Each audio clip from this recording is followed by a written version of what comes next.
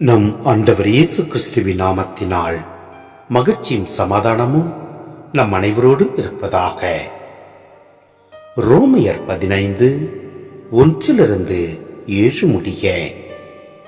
மன வலிமை கொண்டவர்களாகிய நாம் வலுவற்றவர்களின் குறைபாடுகளை தாங்கிக் கொள்ள கடமைப்பட்டிருக்கிறோம். நமக்கு உகந்ததையே தேடலாகாது.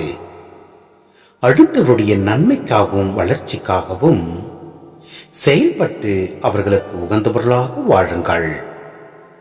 கிறிஸ்துவும் தமக்கு உகந்ததை தேடவில்லை. உம்மை பழித்து பேசியவர்களின் பழி சொற்கள் என் மீது விழுந்தன என்று மறைநூலில் எழுதியுள்ளது அல்லவா? முற்காலத்தில் எழுதப்பட்டவை அனைத்தும் நமக்கு அறிவுரையாகவே எழுதப்பட்டன. மறைநூல் தரும் மன உறுதியினாலும் ஊக்கத்தினாலும் நமக்கு எதிர்நோக்கு உண்டாகுகிறது.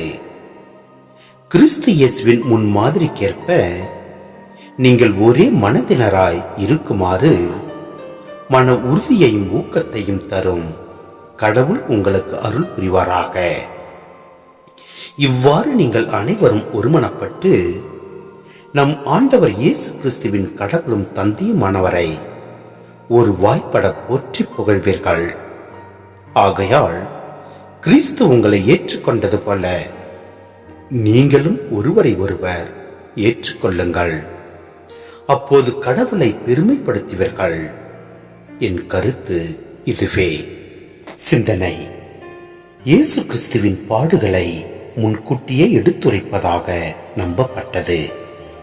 கிறிஸ்தவர்களின் வாழ்விலும் அத்தகைய வேதனைகளும் துன்பங்களும் இயேசுவோடு நம்மை ஒன்றிணைய செய்யும் என்பதனை இது சுட்டி காட்டுகிறது. இதனால் நம்பிக்கையில் முதிர்ந்தவர்கள் மன உறுத்தல் உள்ளவர்களுக்காக செய்யும் தியாகம் பொருள் உள்ளது என்று பவுல் அறிவுறுத்துகின்றார்.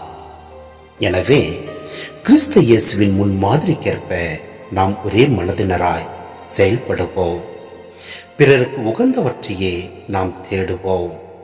ஒருவருக்கொருவர் அன்பு செய்து வாழ்வோம்.